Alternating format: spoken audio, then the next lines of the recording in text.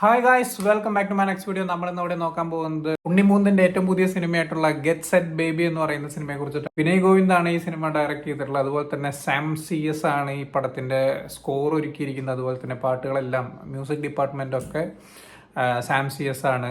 നായികയായിട്ട് വന്നിട്ടുള്ളത് നിഖില വിമലാണ്. ഈ ആദ്യം പറഞ്ഞ ഈ മൂന്നാല് സംഭവങ്ങൾ തന്നെയാണ് ഈ പടത്തിന്റെ ഏറ്റവും വലിയ പോസിറ്റീവ് എന്ന് പറയുന്നത്. സിനിമോട്ടോഗ്രാഫിയും കൊള്ളാം, കുഴപ്പമൊന്നുമില്ല. പടത്തിന്റെ കഥ എന്ന് പറയുന്നത് നിങ്ങൾ ഈ ഒരു ട്രെയിലർ കാണുന്ന സമയത്ത് തന്നെ ഊഹിക്കാവുന്ന സാധനങ്ങളാണ്. ഒരു IVF ഡോക്ടർ, അതായത് സെറ്റപ്പ് ആയിട്ടുള്ള IVF ഡോക്ടർക്ക് നേരിടേണ്ടി വരുന്ന കുറച്ച് പ്രശ്നങ്ങളൊക്കെയാണ് ഈ ഒരു സിനിമ സംസാരിക്കുന്നതൊക്കെ.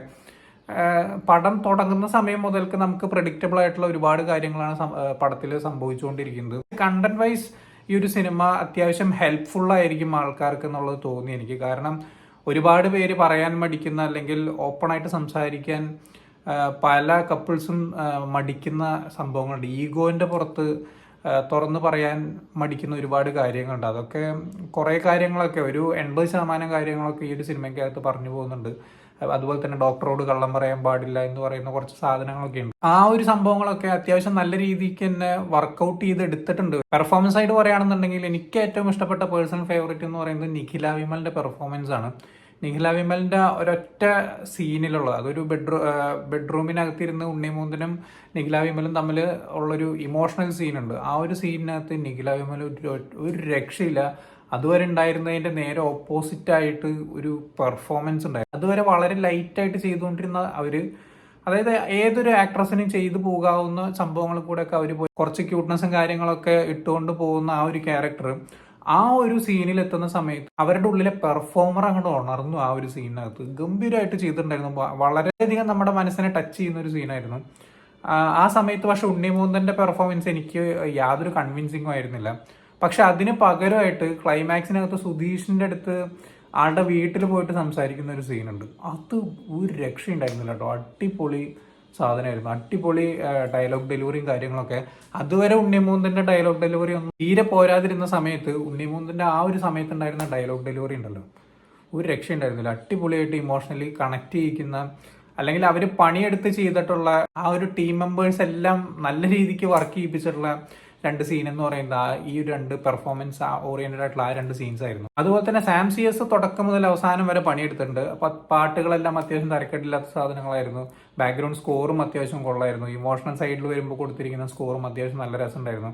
ഒരു പാട്ട് എനിക്ക് ഭയങ്കര രീതിക്ക് ഇഷ്ടമായി. ബാക്കി ക്യാരക്ടേഴ്സിനൊക്കെ ജസ്റ്റ് വന്നു പോവുക, അല്ലെങ്കിൽ ആർക്ക് വേണമെങ്കിലും ചെയ്തു വെക്കാവുന്ന ക്യാരക്ടേഴ്സ് എന്നതിനപ്പുറത്തേക്ക് എക്സ്ട്രാ ബ്രില്യൻ്റ് ആയിട്ട് പെർഫോം ചെയ്യാൻ പാകത്തിനുള്ള സംഭവങ്ങളൊന്നും ഈ ഒരു സിനിമയ്ക്കകത്തില്ല. പിന്നെ ചെമ്പൻ വിനോദിന്റെ വൈഫായിട്ട് വരുന്ന ഒരു കഥാപാത്രമുണ്ട്. ആ രണ്ടുപേരും അത്യാവശ്യം നന്നായിട്ട് ചെയ്തിട്ടുണ്ട് അതർ ക്യാരക്ടേഴ്സിൽ. ബാക്കിയുള്ളവരൊക്കെ കേക്ക് വാക്കാണ്. ആര് വന്ന് ചെയ്ത് കഴിഞ്ഞാലും ഇതുപോലൊക്കെ തന്നെ ചെയ്തു പോയേക്കാവുന്ന കുറച്ച് ഒരുപിടി നല്ല കഥാപാത്രങ്ങൾ ഈ ഒരു സിനിമയ്ക്കുണ്ട്. നെഗറ്റീവ് സൈഡ് എന്താന്ന് പറഞ്ഞു കഴിഞ്ഞാൽ, ഞാൻ നേരത്തെ പറഞ്ഞ ഉണ്ണിമൂന്തന്റെ ഡയലോഗ് ഡെലിവറി ഉണ്ടല്ലോ, അത് വൻ ശോകമായിട്ടാണ് തുടക്കത്തിലൊക്കെ തോന്നിയത്. എസ്പെഷ്യലി നിഖില വിമലിനെ ഫസ്റ്റ് മീറ്റ് ചെയ്യുന്ന സമയത്തുള്ള കുറച്ച് സ്പീഡിലുള്ള കുറച്ച് ഡയലോഗുകളുണ്ട്. അതായത് നിഖില വിമലിനെ ചീത്ത വിളിക്കുന്ന കുറച്ച് സീനാണ്. അതെനിക്ക് തിരിഞ്ഞും കൂടിയില്ല, എനിക്ക് മനസ്സിലായില്ല അവരെന്താണ് സംസാരിച്ചതെന്നുള്ളത്. പക്ഷെ അതിലൊക്കെ നിഖില വിമലൊക്കെ അത്യാവശ്യം നന്നായിട്ട് ചെയ്തിട്ടുണ്ടായിരുന്നു. അതുപോലെ തന്നെ ചില സമയത്ത് കുറച്ച് വലിപ്പിക്കലായിട്ട് എനിക്ക് തോന്നി. ഞാൻ നേരത്തെ പറഞ്ഞില്ലേ, ഇപ്പൊ നിഖില വിമല് എക്സ്ട്രാ ബ്രില്യൻ്റ് ആയിട്ട് പെർഫോം ചെയ്തിരുന്ന ആ ഒരു സീനിനകത്ത് ഉണ്ണിമൂന്തന്റെ പെർഫോമൻസ് വളരെ പുവറായിട്ടാണ് എനിക്ക് തോന്നിയത്. ചില സമയത്ത് ആ ഒരു ഉണ്ണിമൂന്തന്റെ ഫീലിങ്സ് കാണിക്കുന്ന സമയത്ത് ഭയങ്കരമായിട്ട് ഡ്രാഗ് ചെയ്യുന്ന പോലെ തോന്നി എനിക്ക്. പ്രത്യേകിച്ച് ഫസ്റ്റ് ഹാഫിനകത്ത്. സെക്കൻഡ് ഹാഫ് കുറച്ചും കൂടി എൻജോയബിൾ ആയിട്ടാണ് എനിക്ക് പേഴ്സണലി തോന്നിയിട്ടുണ്ടായിരുന്നത്. ഒരു ഫാമിലിക്കൊക്കെ അത്യാവശ്യം നല്ല രീതിയിൽ വാച്ച് ചെയ്യാൻ പറ്റിയിട്ടുള്ള ഒരു എബോവ് ആവറേജ് പടം എന്ന് പറയാവുന്ന തരത്തിലുള്ള ഒരു സാധനമാണ് ഗെറ്റ് സെറ്റ് ബേബി എന്ന് പറയുന്നത്. പക്ക ഒരു ഫാമിലി എന്റർടൈനർ ആയിട്ട് പോകുന്ന ഒരു സിനിമയാണ്. ഓവറായിട്ടുള്ള കോമഡിയോ അല്ലെങ്കിൽ എന്താ പറയുക ആക്ഷനോ മറ്റേ ത്രില്ലറോ സാധനങ്ങളോ ഒന്നും വിചാരിച്ച് ഒരു പടത്തിന് കയറരുത്. ഒരു ഗൈനക്കോളജി ഡോക്ടറുടെ ഒരു ജേണിയാണ് ഈ ഒരു സിനിമ എന്ന് പറയുന്നത്. ആ ഒരു ഡോക്ടർക്ക് ഉണ്ടാവുന്ന, ഗൈനക്കോളജി വിഭാഗത്തിൽ പെടുന്ന ഡോക്ടേഴ്സൊക്കെ അനുഭവിക്കുന്ന കുറെ കാര്യങ്ങൾ ഈ ഒരു സിനിമയ്ക്ക് അത് സംസാരിക്കുന്നുണ്ട്. അത്തരത്തിലുള്ള പ്രേക്ഷകർക്കൊക്കെ അത്യാവശ്യം നല്ല രീതിക്ക് വർക്കാവുന്ന ഒരു സിനിമയായിട്ടാണ് പേഴ്സണലി എനിക്ക് ഈ ഒരു സിനിമ തോന്നിയിട്ടുള്ളത്. സോ നിങ്ങൾ ഈ ഒരു സിനിമ കണ്ടിട്ടുള്ളവരാണെങ്കിൽ എന്താണ് നിങ്ങളുടെ അഭിപ്രായം എന്നുള്ളത് താഴെ കമന്റ് ബോക്സിൽ രേഖപ്പെടുത്തുക. സോ വീഡിയോ ഇഷ്ടപ്പെട്ടെന്നായിരുന്നു, ഇഷ്ടപ്പെട്ട like, share, comment, channel subscribe ചെയ്യുന്നതിന് മറക്കാതിരിക്കാം. See in the next video guys.